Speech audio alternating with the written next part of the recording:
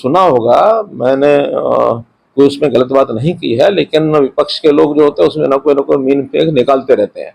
बाबा साहब अम्बेडकर हमारे बहुत ही आदरणीय महापुरुष हैं और संविधान जो है वास्तव में तो निर्माता के रूप में बाबा साहब अम्बेडकर ही हैं।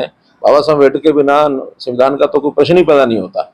और उसमें से जब उसको विषय को ढंग से घुमाया गया कि इन्होंने तो केवल ये कहा है, उनको श्रेय दिया गया है, और ये भाई आखिर तो ये सारा इतिहास सब हमको मालूम है कि बाबा साहब अम्बेडकर ही उस संविधान को समर्पित करने वाले, देश को, देश की जनता को देने वाले वही थे। वही हमारे हमेशा सब हम जानते हैं कि देश के संविधान के निर्माता बाबा साहब अम्बेडकर हैं।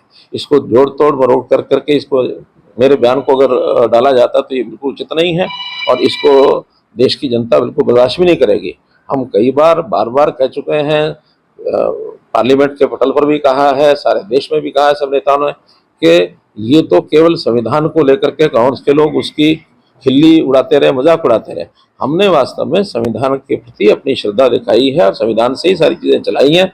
इन्होंने संविधान को कितना तोड़ा मरोड़ा है ये इतिहास बताता है, चाहे वो इंदिरा गांधी का समय हो, चाहे उससे पहले का समय हो।